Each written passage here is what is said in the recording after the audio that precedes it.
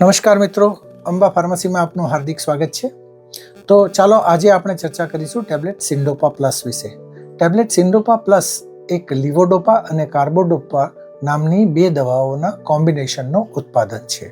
અન્ય ઉત્પાદનોની વાત કરીએ તો લીવોડોપા, એલ્ડોપા અને પાર્કિન્સ જેવા ઉત્પાદનો ભારતીય બજારમાં દરેક દવાની દુકાન પર જોવા મળતા હોય છે.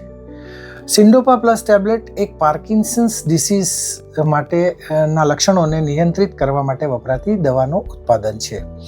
તો મિત્રો આવો જાણીએ પાર્કિન્સન્સ ડિસીઝ શું છે. પાર્કિન્સન્સ ડિસીઝમાં વ્યક્તિના મગજમાં ડોપામાઇન નામના રસાયણનો ઉણપ ઊભી થતી હોય છે, જેને કારણે વ્યક્તિને ગતિ આધારિત અને સંતુલન આધારિત સમસ્યાઓ ઊભી થતી હોય છે. તો મિત્રો આવો જાણીએ સિન્ડોપા ટેબ્લેટ આપણા શરીરમાં કેવી રીતે કામ કરતું હોય છે. સિન્ડોપા ટેબ્લેટમાં રહેલ લીવોડોપા નામનું રસાયણ વ્યક્તિના મગજમાં પહોંચી ડોપામાઇન નામના રસાયણમાં કન્વર્ટ થતું હોય છે, જેને કારણે ડોપામાઇનના રસાયણની ઉણપ ઓછી થતાં વ્યક્તિના સંતુલિત આધારિત અને ગતિ આધારિત સમસ્યાઓમાં સુધારો થતો હોય છે. આ ઉપરાંત કાર્બોડોપા નામનું રસાયણ આપણા શરીરમાં લીવોડોપા નામના રસાયણને મગજ સુધી પહોંચાડવાનું કામ કરતું હોય છે. આ ઉપરાંત લીવોડોપા નામના રસાયણની આડઅસરને ઘટાડવાનું પણ કામ કરતી હોય છે.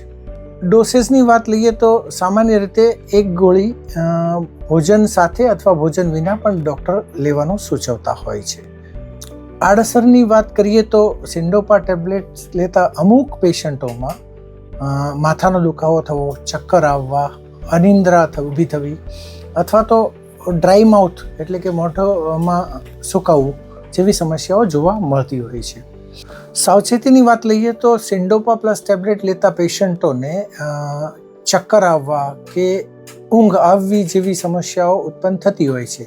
તો આ પ્રકારના પેશન્ટોએ ભારી મશીનો ચલાવવા કે વાહન ચલાવવાનું એવોઇડ કરવું જોઈએ.